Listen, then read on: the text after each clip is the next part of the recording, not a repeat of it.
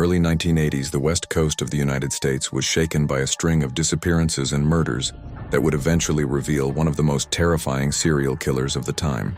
His name was Randall Woodfield, later known as the I-5 killer, named after the interstate highway that connected his crimes from Oregon to California.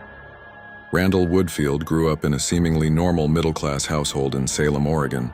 On the surface, he was charismatic, athletic, and socially adept, the kind of young man who could charm teachers and peers alike. But beneath that veneer lay a deep obsession with control, power, and sexual violence. From his teenage years, Woodfield exhibited troubling behaviors, including voyeurism and early criminal acts, though these were largely dismissed as youthful indiscretions. By his 20s, Woodfield had begun escalating his criminal activity. He frequently targeted women on the I-5 corridor, using his charm and apparent confidence to gain their trust. Often, he would approach women in parking lots or at truck stops, offering them rides or pretending to need help. Once they agreed, he would kidnap, assault, and often murder them, leaving their bodies in isolated areas along the highway.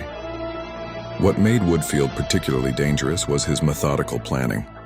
He meticulously studied his victims' routines, selected locations that minimized the chance of witnesses, and frequently disposed of evidence in ways that made detection difficult. At first, law enforcement had no idea that the disappearances and murders were connected. Reports of missing women were scattered across multiple jurisdictions, leading to fragmented investigations and delayed warnings to the public. As the body count rose, Woodfield's confidence grew.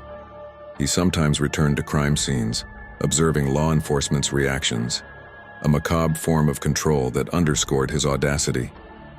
In several cases, victims survived, providing partial descriptions and fragmentary clues that would later prove crucial. Woodfield's capture in 1981 came after a meticulous investigation. Law enforcement had finally linked multiple cases through witness testimony and physical evidence. In one instance, a surviving victim provided a description that led police to a vehicle matching Woodfield's car. Surveillance and forensic work culminated in his arrest, revealing the shocking scale of his crimes. Investigators estimated that he had committed at least 44 assaults and 16 murders, though the exact number may never be known. During his trial, Woodfield appeared calm, often smiling, a chilling reminder of his manipulative personality.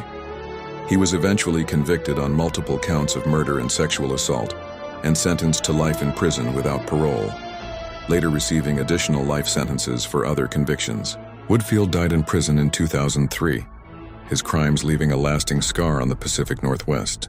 The case of Randall Woodfield remains a cautionary tale of predatory behavior, the challenges of interjurisdictional policing, and the dark duality of human nature, the ability of an outwardly normal person to commit acts of profound evil.